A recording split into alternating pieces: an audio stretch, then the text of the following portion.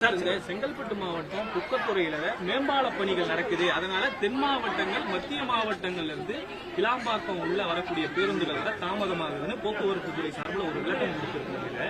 எடப்பாடி பழனிசாமி என்ன ஒரு அறிக்கை விட்டுருக்காருன்னா, திறனற்ற ஆட்சிக்கு கிளாம்பாக்கமே ஒரு சாட்சி அப்படின்னு சொல்லியிருக்காரு. தாவேகா சார்பிலையும் சொல்லி கிளாம்பாக்கம்ல அது ஒரு கிளர்ச்சி பாக்கம் அப்படின்னு சொல்லியிருக்காங்க. அதாவது திறனற்ற ஆட்சிக்கு ஒரு திட்டத்தை சாட்சியாக வைக்க வேண்டும் என்றால், கடந்த கால எடப்பாடி பழனிசாமி தலைமையிலே இருந்த ஆட்சிக்கு கிளாம்பாக்கம் தான் ஒரு சாட்சி.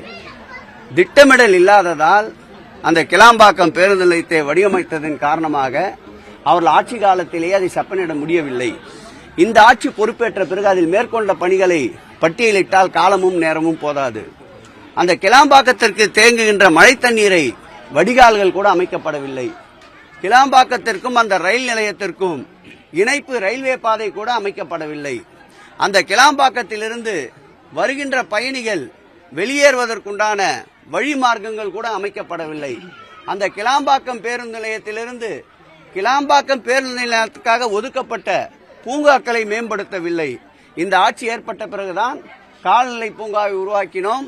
இந்த ஆட்சி ஏற்பட்ட பிறகுதான் நீரோற்று பூங்காவை உருவாக்கினோம். கிளாம்பாக்கம் பேருந்து ஏற்பட்ட பிறகுதான் ஸ்கைவாக்கை நாங்கள் இப்பொழுது பணிகளை மேற்கொண்டிருக்கின்றோம். இப்படி எந்த பணியுமே திட்டமிடப்படாததால் அந்த கிளாம்பாக்கம் பேருந்து நிலைய பணிகள் முடங்கி இருந்ததை சீர் செய்கின்ற நோக்கோடு மாண்புமிகு தமிழக முதல்வர் திராவிட மாடல் ஆட்சியுடைய நாயகன் ஏற்பட்ட பிறகுதான் கிளாம்பாக்கம் பேருந்து நிலையம் முழுமையாக மக்கள் பயன்பாட்டிற்கு வந்தது. சர்வதேசத்திற்கு இணையாக, விமான நிலையங்களுக்கு இணையாக அந்த கிளாம்பாக்கம் பேருந்து நிலையம் உருவாக்கப்பட்டிருக்கின்றது. சமீபத்தில் தொடர் விடுமுறையின் காரணமாக இரவு நேரத்தில் பயணிகள் அதிகமாக கூடியதால் அந்த இரவு நேர பயணிகளுக்கு போதுமான பேருந்து இல்லாத நிலையில் அவர்கள் ஒரு தர்ணாவிலே ஈடுபட்ட சூழ்நிலை. அதையும் மாண்புமிகு முதலமைச்சர் அவர்கள் கவனத்திற்கு கொண்டு சென்றவுடன் தேவையான பேருந்துகளை ஏற்பாடு செய்து அந்த பயணிகளுடைய திட்டமிட்ட பயணத்தையும் நிறைவேற்றியிருக்கின்றோம்.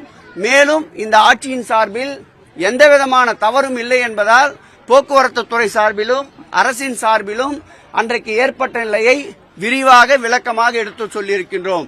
பக்ரீத், அதை தொடர்ந்து சனி ஞாயிறு இந்த விடுமுறை நாட்களிலால் அதிக அளவு பயணங்கள் மேற்கொண்ட போதிலும் தேவையான அளவுக்கு பேருந்து வசதிகள் ஏற்படுத்தி தரப்பட்டிருந்தன. இரவு நேரத்தில் கூடிய ஒரு 200-300 பேர்களுக்கு பேருந்து இல்லை என்ற நிலையில்தான் இந்த பிரச்சனை நடந்தது. அதுவும் ஒரு மணி நேரத்திற்குள்ளாக அதையும் சரி செய்து அவர்களுடைய பயணத்தையும் இனிதாக்கிய அரசு இந்த அரசு. கிளாம்பாக்கம் பேருந்து நிலையம் வடசென்னை மற்றும் தென் சென்னை மக்களின் வரப்பிரசாதமாக இருக்கிறது என்பதை தாங்கிக் கொள்ள முடியாதவர்கள் இப்படிப்பட்ட சிறிய பிரச்சனையை கூட பூதாகரமாக்க முயற்சிக்கின்றார்கள்.